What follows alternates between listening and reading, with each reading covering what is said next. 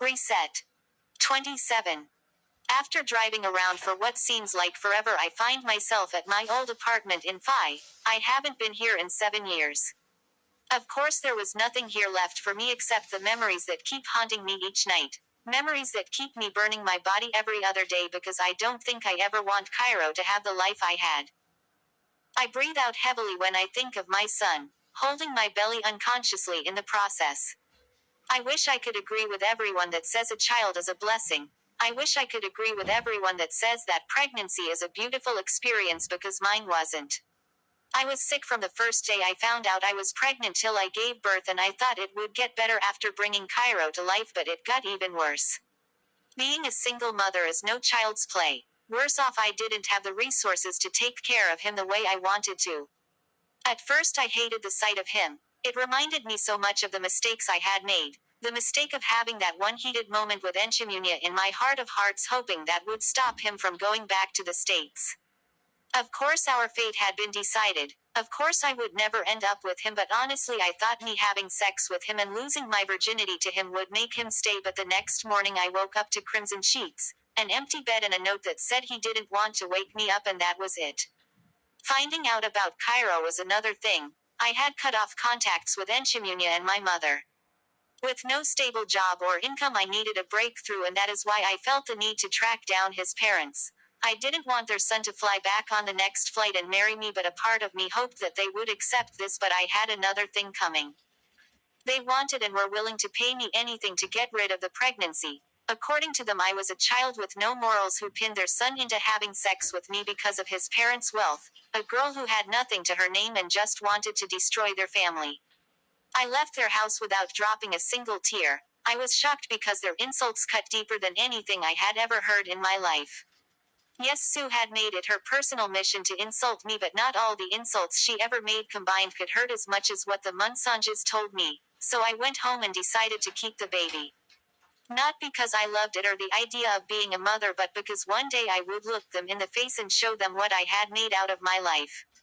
Stupid reason to keep a baby maybe, and the 9 months of carrying him proved it, but I fell in love with him afterwards, and Kairo has been the reason I have worked my back each day and night because I don't want him to have the life I had. A knock on the window brings me out of my reverie. It's a security guard. "Good morning, ma'am," he greets. "Good morning," I respond. "Sorry, but this is private property. You can't be here."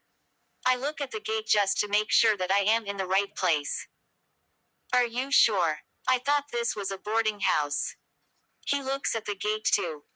"I have heard, but I have worked here for 5 years and it has been a private property all these years." "Oh, thank you." He turns to walk away. "Sorry, but can you tell me who owns it?" "I am sorry, ma'am, but that is private information." I raise an eyebrow. "All right then." I let him walk away, then drive off. I know with a few quatches he would have opened his mouth, but I would like to continue thinking that at least we still have noble people in the country.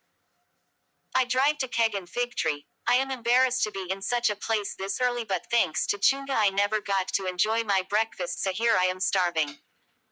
I find a spot in one of the corners. When the waiter takes my order, I remove my phone and start pressing it. I look up when I feel a figure standing before me. "I thought it was you." I swallow hard. "Yes, it's me, in flesh and blood," he says again, this time pulling a chair and sitting directly opposite me. "Mark." He lifts his hand to stop me from talking. The waiter brings 2 plates of food. I guess he too made an order. He starts to eat like we know each other, and it's a bit uncomfortable for me. "Mark 1, I'm sorry, but I can't do this," I say honestly. "Why? You never thought you would meet a client in broad daylight." "How do you know me?" I ask instead. "I have never met him. He shouldn't know anything about me." "Those girls you sent were amateurs. They wouldn't have found a single stain on me even if you kept them around for a year around me." "Bastards," I whisper under my breath. How could they have been so careless? One of the rules of the job is never to tell a client anything personal. That is the reason we have built so many characters, and for each job you have to go with one. "You look mad. Don't blame them. I am a charmer. I guess that is why my wife thinks I was cheating on her." Again I swallow hard. It's nice to meet you finally, Beatrice. You are more beautiful in person. He says, smiling really wide. Your friend and author. Winnie. Hibiscus.